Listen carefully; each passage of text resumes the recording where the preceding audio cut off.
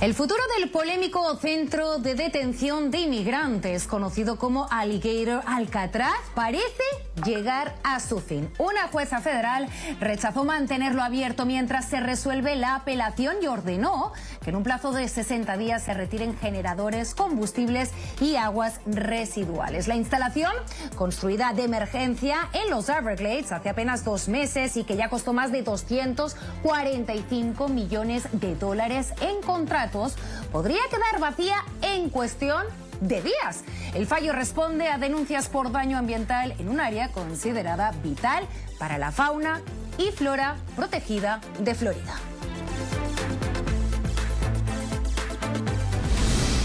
El DHS está cumpliendo con esta orden y moviendo a los detenidos a otras instalaciones. Continuaremos luchando con uñas y dientes para sacar a lo peor de las calles de América. Esas eran declaraciones de un funcionario del Departamento de Seguridad Nacional confirmando que están cumpliendo con esa orden y moviendo a los detenidos. Bienvenidos a Club de Prensa Miami, el espacio donde ponemos en contexto las noticias clave de Estados Unidos, América Latina y el mundo. Soy Alessandra Martín y los invito a acompañarnos en este recorrido informativo con contraste y análisis con 2 grandes periodistas. Saludo a esta hora a Alex Segura, periodista desde California. Alex, muy buenas tardes, ¿cómo estás? ¿Qué tal? Buenas tardes, un placer siempre estar aquí. Y a Manuel Aguilera, vicepresidente de Canela News, residente del Estado del Sol. Manuel, muy buenas tardes, ¿qué tal? Pues también encantado de estar contigo y con toda tu audiencia. 3 españoles en Club de Prensa, creo que este es un hecho histórico, así que celebro y comenzamos con la primera pregunta y la que muchos nos hacíamos cuando justamente la semana pasada esta juez federal falló a favor de la tribu Miccosukee y de esas organizaciones que defienden pues el medio ambiente o concretamente los Everglades. ¿A dónde serán trasladadas todas esas personas que aún permanecen en Alligator Alcatraz, Manuel? Bueno, pues no sabemos a dónde. Lo que sabemos es que esto fue una decisión precipitada, la de la administración de Trump de colocar un centro de detención en esta ubicación. Yo creo que entra dentro de la política espectáculo. Me recuerda al sheriff Arpaio en el condado de Maricopa, con aquel reality show en el que vestía a los presos de rosa y lo transmitía por televisión. Esto yo creo que ha sido, como digo, un espectáculo que les ha salido mal por la improvisación y por las prisas, porque yo creo que no se han pedido todos los permisos a su hora, no se han hecho las inspecciones legales necesarias y al final tampoco se han respetado los derechos humanos tal y como una potencia como Estados Unidos se le presume, porque estamos viendo ejemplos y testimonios que así lo están atestiguando. Incluso se ha hablado de algún motín interno. Yo he tenido la oportunidad de hablar con abogados de inmigración que han acudido a ver a sus clientes a las instalaciones de Alligator Alcatraz y me dicen que no cumplen las condiciones necesarias para ser un centro de detención. Eso por un lado, pero luego tenemos este tema de los Miccosukee, tenemos el tema del motín, tenemos muchos temas sobre la mesa que, insisto, remarcan en la improvisación y en el interés de hacer de la política migratoria un espectáculo y un aviso a navegantes, ¿no? Diciéndole a los migrantes que eso es lo que les espera a los indocumentados, ¿no? Si no se marchan del país. Claro, Manuel, improvisado, un espectáculo, pero que por lo pronto, aparte del daño humano que ha podido causar, ha costado al Estado, es decir, a ti y a mí, como contribuyentes del Estado, 245 millones de dólares que ya se han invertido en esa construcción y en esa operación de la instalación. ¿Quién asumirá esos costes, dado que el Estado decía siempre que el gobierno federal iba a reembolsar esa inversión del gobernador de Florida, Alex? Bueno, esta es una gran incógnita. De momento imagino que la respuesta no está clara, así que, como bien dices, el gobernador DeSantis había anunciado eso, pero paradójicamente, frente a la Corte había defendido que se trataba de una instalación bajo jurisdicción estatal y que por lo tanto quedaba exenta de esta supervisión federal. La Corte rechazó este argumento y la jueza lo dejó claro, ¿no? Dijo que el gobierno no cumplió con los requisitos legales básicos para levantar un centro de estas dimensiones en lo que es un entorno protegido. No tenemos que olvidar que este centro de detención está ubicado en el corazón de los Everglades, una zona de humedales de enorme valor ecológico y que además está reconocida incluso a nivel internacional. Desde el inicio fue un proyecto ya muy polémico, organizaciones ambientalistas, grupos de derechos humanos y también la propia tribu indígena que mencionábamos antes, los Micosuque, alertaron que nunca se había hecho una evaluación ambiental previa, obligatoria bajo la ley federal, y denunciaron que el impacto sobre estas comunidades, especies en peligro de extinción, pues sería irreversible, ¿no? Por lo tanto, aquí dos cuestiones. Una, ¿quién va a terminar pagando estos millones? De momento es algo que parte del Estado y que veremos si a la administración Trump se hace cargo, o por lo menos parcialmente, de este monto. Y luego, a nivel de derechos de las comunidades y ambientalistas, pues de momento parece que es una victoria clara para ellos. Sí que en un tramo de 60 días, según tenemos entendido, se debe desmantelar toda la infraestructura temporal de este recinto. Por lo tanto, ahora no se pueden ya admitir nuevos detenidos y también se está trabajando en esas labores que comentábamos ahora de traslado de la gente ya detenida ahí.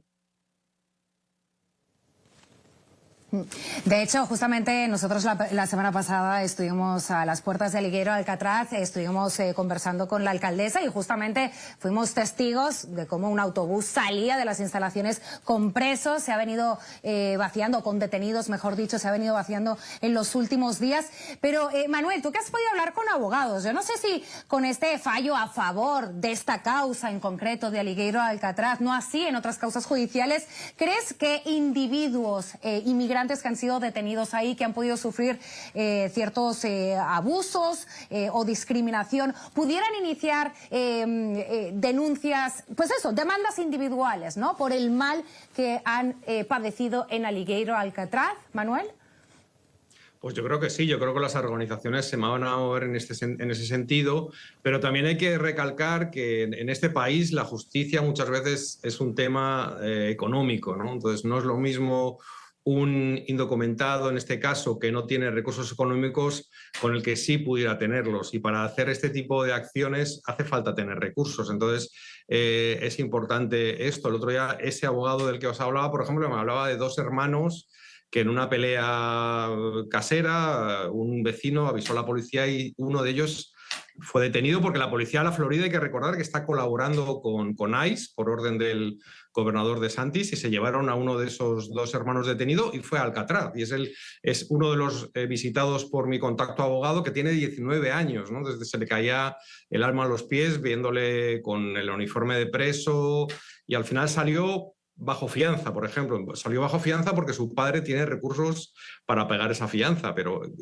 lo decía como ejemplo de que en este país, lamentablemente, la justicia muchas veces es una cuestión de dinero y hay mucha diferencia entre un indocumentado que tenga los recursos para pagarse un abogado, para pagar este tipo de demandas, y el que no la tenga. Pero en cualquier caso, creo que las organizaciones de derechos humanos van a estar muy atentas y seguro que se van a personar colectivamente para denunciar los abusos que ha podido haber en este centro de detención. Claro, Manuel, tuvo la posibilidad económica de pagar esa fianza, pero también porque tuvo la posibilidad de una audiencia, porque el problema que tenía Ligueiro Alcatraz es que los jueces estaban rechazando porque decían que no tenían jurisdicción sobre Ligueiro Alcatraz. Incluso en esa otra demanda a la cual pudimos asistir a la audiencia presentada por ACLU con respecto al tema de la restricción de los abogados en Ligueiro Alcatraz, que fue súper lento hasta que empezaron a dejar entrar a los abogados. Hablaba de casos específicos y de uno en concreto, no sé si lo habéis escuchado, de una persona que estaba en Alligator, Alcatraz, con ciertas discapacidades, que le dijeron, firma esto, que esto es un extra blanket, para que te demos una sábana más. Y el señor estaba firmando la deportación y a día de hoy está en Guatemala. Con lo cual hay un daño que ya está hecho y que pudiéramos ver cómo individuos inician denuncias por su lado, si tienen el tiempo, las ganas y, como dices tú, Manuel, el dinero. Pero a mí me gustaría hablar ahora como de la lectura política que se hace de todo esto. Sobre todo porque ha sido como líder en estas deportaciones masivas o en este propósito de la administración Trump, el gobernador Ron DeSantis. ¿Qué impacto político puede tener esto para DeSantis? Justamente cuando hace unos días le preguntaban en Orlando, gobernador, ¿cómo puede ser que haya habido un intercambio de correos electrónicos y se esté diciendo que en unos días Alligator Alcatraz está vacío? ¿Qué está pasando? Y el gobernador argumentó que si había menos presos, no era porque estaban pues respetando ese fallo judicial y no esperando la apelación, sino debido a las deportaciones, cosa que el Departamento de Seguridad Nacional ha dicho hoy, no señores, estamos acatando el fallo y por eso estamos vaciando el centro. ¿Qué coste político puede tener esto para Ron DeSantis, Alex? Sí, yo creo que es muy interesante que más allá de lo jurídico, lo que puede simbolizar este cierre, para mí representa un choque entre dos prioridades. Por un lado, la política migratoria de Trump, del gobernador DeSantis, que ha insistido en ampliar la capacidad de detención de inmigrantes, no solo en la Florida, sino en todo Estados Unidos, y también, por otro lado, la necesidad de proteger el medio ambiente, los derechos de las comunidades locales, los derechos de la comunidad indocumentada.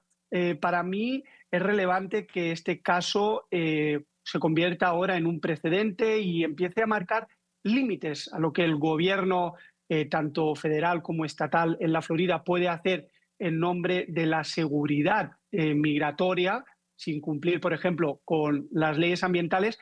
Pero más allá de esto, también desacredita a un DeSantis que ha ido diciendo repetidamente, Alessandra, que este centro seguiría abierto, que en los movimientos o estos correos electrónicos no significaban que el centro de detención quedaría clausurado. Por lo tanto, es una más de esta historia y conecto con lo que comentaba primero Manuel, este show, ¿no? Tanto de la administración Trump como de la administración DeSantis, que a veces parece que se hacen acciones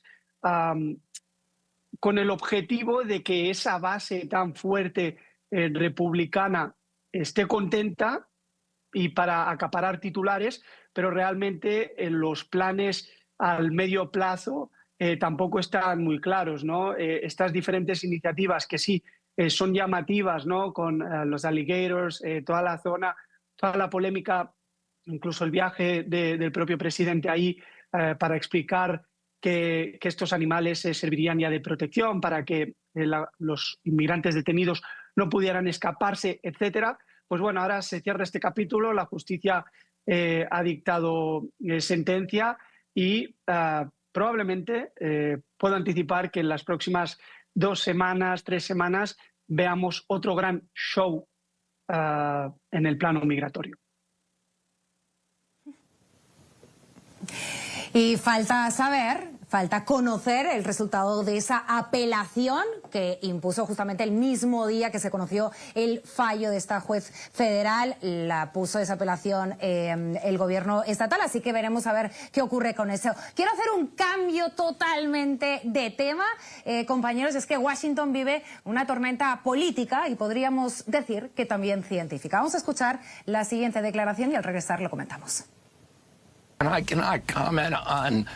No puedo comentar sobre cuestiones de personal, pero la agencia está en problemas y tenemos que solucionarlos y lo estamos haciendo. Y es posible que algunas personas ya no deban trabajar allí. Necesitamos un liderazgo fuerte que esté ahí, que sea capaz de ejecutar las amplias ambiciones del presidente Trump para esta agencia. La directora de los CDC, Susan Monaret, fue despedida tras menos de un mes en el cargo y 4 altos funcionarios de la agencia renunciaron inmediatamente después. Monaret no está alineada con la agenda del presidente Donald Trump y se negó a renunciar, por lo que la administración la despidió, explicaron, así lo dijeron desde la Casa Blanca. Pero los abogados de Monaret, sin embargo, afirmaron que fue despedida por defender la ciencia por encima de una agenda política, y esto, compañeros, llega apenas un día después de que varios empleados de FEMA fueran puestos en licencia administrativa, que no despedidos, han sido suspendidos tras firmar esa llamada Declaración Katrina, que fue una carta abierta que enviaron o que advirtieron al Congreso, pues, de esa reforma que calificaron como radical, impulsada por el presidente Trump, diciendo que podría derivar en errores catastróficos en la respuesta de desastres. Ahora bien, Manuel, ¿cuál es la relación, o mejor dicho, hablemos en pasado, cuál era la relación de la exdirectora de los CDC, pudiéramos decir ya exdirectora, con el secretario de Salud, Kennedy Jr.? Acabamos de escuchar esas declaraciones. ¿Y qué tanto influyó en su salida, Manuel? Bueno, yo creo que hay un patrón en estas decisiones. No es la primera agencia que de alguna manera debería ser independiente del gobierno. Lo hemos visto en la FED, lo hemos visto con el informe del funcionario sobre el bombardeo a Irán, lo hemos visto en los datos del desempleo. Cualquier agencia independiente del gobierno que le lleve la contraria a las políticas de Donald Trump o de cualquiera de sus secretarios ya sabe lo que le espera. Esto es un aviso a navegantes clarísimo. O sea, no, por encima de la realidad, no quiero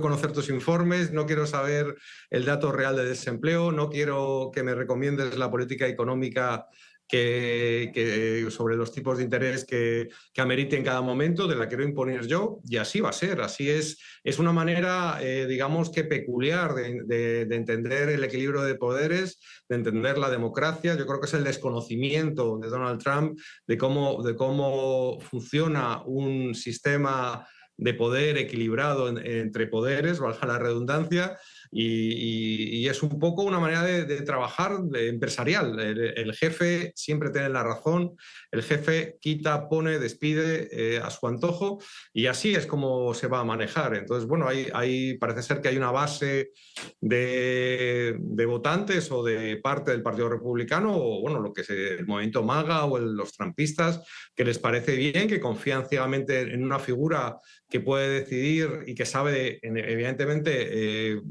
tiene conocimiento de todas estas áreas al extremo, y así va a ser. Yo creo que he citado varios ejemplos de varias agencias, hoy estamos hablando de esta, pero mañana probablemente hablaremos de otra, ¿no? Claro, Manuel, pero estamos hablando de las dos agencias, digamos, que más neutras pudieran ser, ¿no? O sea, que no van por partidos, o sea, son científicos, ¿no? Y yo me preguntaba, bueno, ¿qué seguridad vamos a tener en este país si no tenemos científicos ni en la agencia FEMA, ni en la NOAA, ni en los CDC, ¿no? Más cuando venimos de una pandemia, la importancia de tener científicos de primera clase, digamos, en lo que es el primer mundo, y por lo que muchos otros países también se regulan, ¿no? Alex, ¿qué implicación puede tener esto para la seguridad?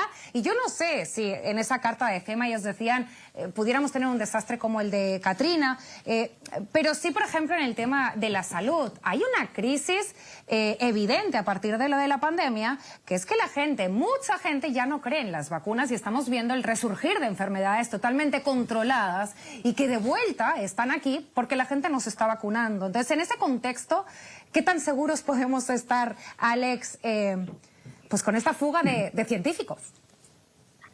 Correcto, creo que es muy relevante lo que mencionas, Alessandra, y es que lo que está en juego precisamente aquí es la confianza en la agencia de salud más importante del país, justo cuando la agencia debería estar enfocada, preocupada en prevención y en gestión de emergencias sanitarias. Ya lo vimos durante la pandemia de la COVID-19, cómo la mitad de la población básicamente se puso en contra de los CDCs, y la imagen que ahora proyecta Esta agencia es una imagen debilitada, atravesada por presiones políticas y lo que plantea muchas dudas sobre, por un lado, su independencia, como bien decía Manuel, pero también sobre la capacidad de Estados Unidos como país de responder de manera efectiva a futuras crisis de salud pública. Y es que no tenemos que olvidar que hace pocos años ya, 5 años, ¿no?, que parece que el tiempo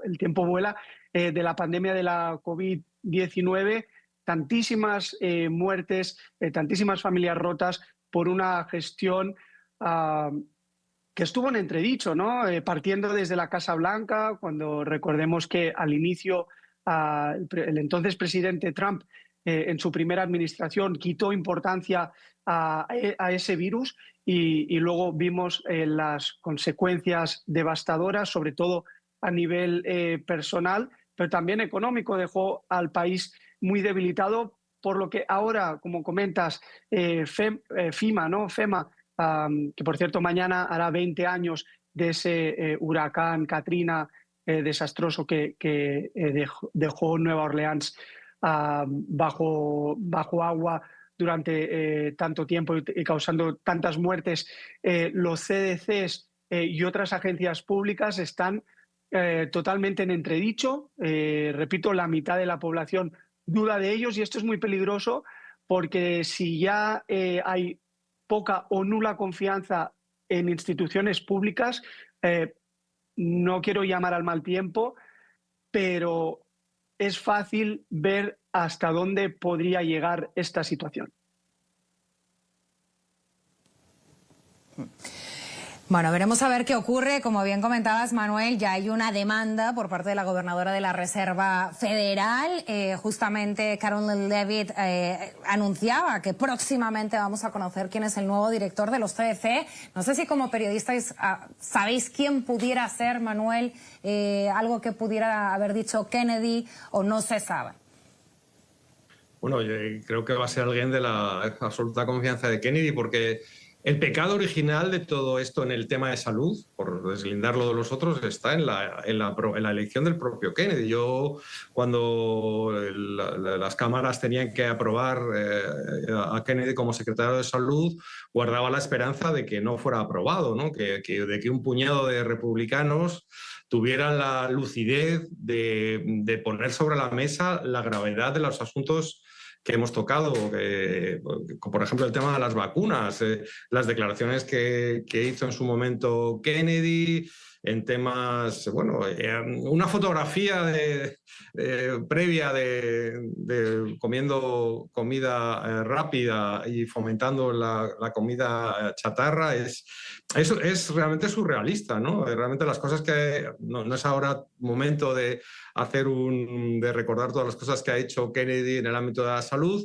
pero entra dentro de esta teorías conspiratorias que tanto gustan en un sector del movimiento MAGA y que por eso han llevado a Trump a elegir a Kennedy como el secretario de Salud y bueno, pues es muy preocupante que en ese nombramiento veamos a personas que tengan pasados pues, de declaraciones y de actos similares a los que ha podido promover Kennedy, sin tampoco tener una formación ni médica ni científica importante, porque Kennedy no tiene ese pasado que se desearía para un servidor público en una posición tan importante como es la Secretaría de Salud de un país, como mencionabais muy bien antes, que es locomotora mundial en investigación y que marca la pauta en muchos temas médicos y en muchos temas de prevención, como por ejemplo el tema de las vacunas, o temas con los que se ha frivolizado, como temas del autismo y las vacunas, relacionando esas teorías conspirativas. Y bueno, yo creo que es muy lamentable todo esto. Así que no espero, no sé quién va a ser, pero no espero nada bueno de ese nombramiento, ¿no? De candidato presidencial independiente a ser el máximo líder de la agencia número 1 de salud de Estados Unidos. Vamos a hacer una pequeña pausa, pero al regresar hablamos sobre esas nuevas medidas migratorias que generan, como siempre, controversia, pero también preocupación entre nuestra comunidad. Y es que propone limitar la permanencia de estudiantes internacionales, pero también de periodistas. Enseguida volvemos. ¿Está el presidente Trump considerando lanzar ataques militares contra instalaciones militares en territorio venezolano? No adelantaré al presidente con respecto a ninguna información o acción militar, nunca. Pero lo que sí les diré es que muchas naciones del Caribe y muchas naciones en la región han aplaudido a la administración y este trámite de las drogas. El presidente está dispuesto a utilizar cualquier elemento para parar las drogas de entrar a nuestro país y atraer a aquellos responsables hacia la justicia. Como he dicho muchas otras veces, el régimen de Maduro no es el gobierno legítimo de Venezuela, es un cartel. Maduro no es un presidente legítimo, él es el líder de ese cartel y ha sido denominado así en Estados Unidos porque ha traficado drogas a los Estados Unidos y él tiene que ser responsable ante esa administración porque tenemos que prevenir el gran flujo de drogas entrar a nuestro país. Seguimos con más de Club de Prensa Miami. Son las 3:30 de la tarde, hora del este. Estamos en riguroso directo y ahí escuchábamos unas declaraciones de la Casa Blanca y es que ha respondido sobre posibles acciones militares en territorio venezolano. Estados Unidos quiere que Maduro enfrente la justicia estadounidense. Al ser preguntada sobre si el presidente Donald Trump considera lanzar ataques militares en territorio venezolano, la portavoz de la Casa Blanca evitó confirmar acciones específicas, pero aseguró que el régimen de Maduro no es un gobierno legítimo, algo que ya había dicho anteriormente, sino un cartel del narcotráfico. Y además dijo que dentro de los esfuerzos antidrogas de la administración, el presidente está dispuesto a utilizar todos los recursos de su poder para llevar a los responsables ante la justicia. Y seguimos conversando con mis colegas periodistas, con Alex Segura, periodista desde California, y con Manuel Aguilera, VP de Canela News desde Florida. Unas declaraciones de Karoline Leavitt, de la secretaria de Comunicación de la Casa Blanca. Manuel, no sé si te sorprenden estas declaraciones, si ha dicho algo nuevo, si no, y si realmente pues está generando cada vez más expectativas sobre ese despliegue militar justamente frente a las costas de Venezuela. Bueno, yo vuelvo a lo mismo que al principio del programa. Yo creo que esto lo enmarcaría dentro de la política espectáculo de esta administración. Realmente ese despliegue de buques en la zona es una acción que va encaminada a demostrar el poderío militar estadounidense y a amenazar a Venezuela, al régimen dictatorial y pro-narcotráfico que existe en Venezuela, que en eso estoy totalmente de acuerdo, y que al menos en este caso esa política espectáculo, ese despliegue, que también habría que contabilizar cuánto cuesta, sí que ha conseguido poner muy nervioso a los líderes de la dictadura chavista, ¿no? Yo creo que no hay más que ver a Maduro con su voz entrecortada, con su cambio de retórica permanente, con sus ridículas puestas en escena para saber que realmente lo que está haciendo la administración de Donald Trump le están afectando y le están afectando mucho. Ahora bien, ¿va a haber una acción militar? Yo creo que no. Y es que si la hubiera, no, cuando hay una acción militar no se anuncia. Cuando Estados Unidos ha bombardeado Irán, cuando entró en Panamá, cuando se capturó a Bin Laden, no se radia ni se televisa, se alardea después de la operación si la operación es un éxito, pero no antes, con lo cual ya el primer indicativo de que no va a pasar nada es que todos sabemos que hay unos buques norteamericanos en la zona. Yo creo que es una acción coercitiva, una acción, por otro lado, con esa vena propagandista, y por otro lado, muy en la línea de lo que hizo Donald Trump en su primera administración. En esta se ha dado un paso más de mostrar un poco más de poderío, pero bueno, luego luego tenemos a Chevron operando en Venezuela bajo una nueva licencia, bajo otras condiciones, pero la política de Donald Trump yo creo que en eso es muy clara, ¿no? Es verdad que Marco Rubio, en este tema está Marco Rubio, está Grenell, está Donald Trump, pero al final yo creo que Donald Trump es práctico y si Maduro se pliega a sus intereses es probable que le deje tranquilo. Lo que sí tengo que reconocer, e insisto en ello, es que por lo menos se está poniendo nervioso la cúpula de la dictadura chavista y en algún caso esto, en mi opinión, lo que sí podría propiciar es una negociación, yo creo que más a corto o medio plazo, para que esta gente abandonara el poder, porque no debemos olvidar que hace un año hubo unas elecciones que perdieron y eso lo sabe todo el planeta, certificado por la Fundación Carter, hasta Lula y Petro miraron hacia otro lado. Yo creo que a nadie en el mundo libre o en el mundo oscuro de China, Rusia, etcétera, saben que Maduro no ganó estas elecciones. En algún momento se tiene que dar una negociación para que haya un cambio de régimen en Venezuela, pero no creo que eso pase por una invasión militar.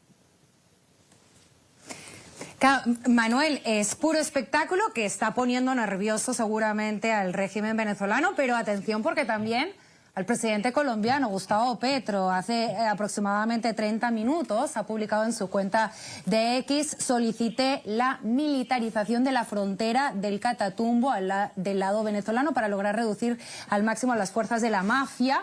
He ordenado al ejército colombiano ampliar el número de efectivos en el Catatumbo colombiano. Tenemos 25.000 soldados en la zona. No es la tierra la que le gana a la mafia, es la coordinación entre los dos estados. ¿Quién lo logra? Alex, ¿qué opinas sobre estas declaraciones, intenciones del presidente colombiano, justamente cuando hemos escuchado una publicación posterior a esos dichos, a esas declaraciones de Karen Leavitt hoy en la Casa Blanca con respecto a esa posible judicialización de Nicolás Maduro, ¿no? Sí, y es que el riesgo de este tipo de retórica desde la Casa Blanca eleva la tensión no solo en Venezuela, sino en la región y, como no, en Colombia. Puede tener un efecto contraproducente, que sería fortalecer el discurso antiestadounidense de Maduro, pero también complicar la posición de países vecinos como Colombia, que se ven atrapados en medio de esta confrontación y que obviamente deben proteger también su territorio.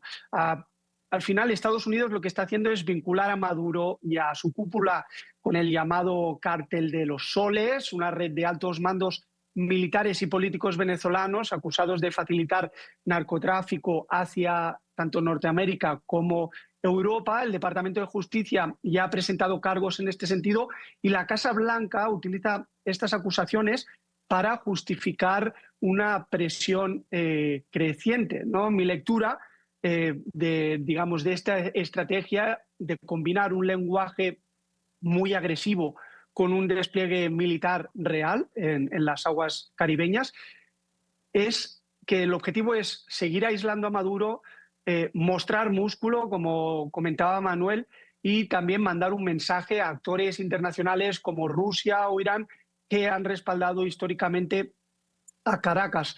El tema es que llamando al régimen venezolano a un cártel narcoterrorista hace que se refuerce esta narrativa de que Venezuela no es solo un problema desde el punto de vista político y humanitario, sino también una amenaza directa a la seguridad de Estados Unidos. Para resumirlo, Colombia está en su pleno derecho de proteger sus fronteras, ve que se está escalando la tensión y, de nuevo, estos movimientos por parte de la administración Trump no solo pueden desestabilizar Venezuela, sino también una región como la latinoamericana que lleva décadas también sufriendo desestabilizaciones por parte de diferentes administraciones de Estados Unidos, independientemente de lo que obviamente pensemos de Maduro, su legitimidad en el poder y todo lo que conlleva. Bueno, vamos a hacer una pequeña pausa y seguiremos muy atentos a ese despliegue militar. Por lo pronto, algunos líderes de la diáspora venezolana de aquí del sur de la Florida han expresado su satisfacción y esperan que esto no acabe en negociación, como bien decías, Manuel, sino que en extracción. Veremos a ver qué ocurre. Vamos a hacer esa pequeña pausa y enseguida regresamos con más de Club de Prensa Miami. 3:44 de la tarde, seguimos en Club de Prensa Miami y vamos a hablar de políticas migratorias del gobierno de Donald Trump, que está impulsando nuevas medidas que generan controversia y también preocupación. Por un lado, propone limitar la permanencia de estudiantes internacionales a un máximo de 4 años y la de periodistas extranjeros a solo 240 días. Esto contrasta con la práctica actual que permite estadías mucho más largas según el programa académico o la misión profesional. Al mismo tiempo, el Servicio de Ciudadanía e Inmigración anunció que retomará una práctica pues abandonada hace más de 3 décadas, 30 años, entrevistar a vecinos y compañeros de trabajo de quienes soliciten la ciudadanía para evaluar su buen carácter moral. Ambas iniciativas son vistas por críticos como un endurecimiento del sistema migratorio, mientras universidades y defensores de inmigrantes temen un efecto disuasorio y también discriminatorio. Seguimos conversando con mis colegas Alex Segura y también Manuel Aguilera. Alex, ¿qué impacto económico y académico pudiera tener para Estados Unidos pues limitar la estancia de estudiantes internacionales que aportan miles y millones de dólares a la economía cada año, ya que los estudiantes extranjeros son los que más pagan con respecto a los residentes? Bien, el argumento del gobierno es que hay abusos en el sistema y que hace falta mayor control, pero las universidades lo que han dicho y lo que han advertido es que esta medida generará incertidumbre y puede tener un efecto muy negativo, sobre todo, y me preguntas por la parte educativa, Estados Unidos corre el riesgo de perder competitividad con otros países como Canadá, Reino Unido o Australia, que están apostando muchísimo más por atraer talento. Y, como bien mencionas, aportan miles de millones de dólares al año al sistema educativo y también a la innovación científica, por lo que puede ser una medida muy contraproducente para Estados Unidos. Y Manuel, ¿qué riesgos plantea el regreso de entrevistas a pues nuestros vecinos, nuestros jefes, cuando uno pues ya ha pasado años y años viviendo en este país, años y años pasando por distintas visas y ya consigue por fin hacerse ciudadano? ¿Qué riesgos contempla, sobre todo pues en términos de privacidad y de discriminación, no? Bueno, yo creo que muchos cubanos que nos estén escuchando y que hayan vivido bajo la dictadura castrista se estarán acordando de los famosos CDR, que son una especie de colaboradores de la dictadura castrista que vigilan lo que pasa en los edificios y luego se chivan a las autoridades, ¿no? De si tomas whisky extranjero o bebes Coca-Cola o hablas mal de Fidel Castro en su momento, o luego de Raúl o de Díez-Canel en la actualidad. Me parece pues una medida totalmente lamentable, porque realmente en la condición humana está probablemente hablar mal del vecino, y realmente no me parece un baremo suficiente que el vecino juzgue lo que hace el que vive pared con pared. Es posible que se produzcan vendetas, porque es muy clásico que haya mala relación entre vecinos y que luego esto se pueda traducir en que alguien hable mal de ti. Yo creo que hay mecanismos suficientes, hay un papeleo y una serie de entrevistas suficientes, incluso el escrutinio de las redes sociales, ¿no? Ahora tenemos, yo creo que sabes más de una persona por las redes sociales de lo que te pueda contar su vecino, con el que probablemente nunca te has dirigido la palabra. Así que me parece una medida lamentable y con un tufillo a CDR que la verdad es que no me gusta nada. Bueno, vamos a dejarlo aquí. La verdad que os agradezco de corazón que hayáis estado conmigo, acompañándome por este panorama de actualidad. Uno ya no puede descansar ni 2 minutos porque deja el celular y de repente ya ha ocurrido otra cosa que cambia totalmente lo anterior. Muchísimas gracias a Manuel Aguilera, VP de Canela News, y también a Alex Segura, periodista desde Los Ángeles, en California. Vamos a hacer la última pausa, pero regresamos con más de Club de Prensa Miami. No se vayan. El gobierno de los Estados Unidos, el gobierno de Donald Trump, pidió a la estación naval Great Lakes, a las afueras de la ciudad de los vientos de Chicago, apoyo logístico para operaciones de inmigración. Así lo confirmaron autoridades militares este jueves. El pedido incluye uso de instalaciones y recursos de la base, aunque aún no hay decisión definitiva ni solicitud formal de despliegue de la Guardia Nacional. La medida marca un nuevo paso en la estrategia de Donald Trump de involucrar más a las Fuerzas Armadas en tareas migratorias. Primero fue Washington, D.C. Veremos si la próxima ciudad será Chicago. Por lo pronto, esto es todo de mi parte. Soy Alessandra Martín. Ha sido un placer acompañarles y les dejo con mi compañero Hugo Bettino y los titulares. Que acaben de pasar una feliz tarde.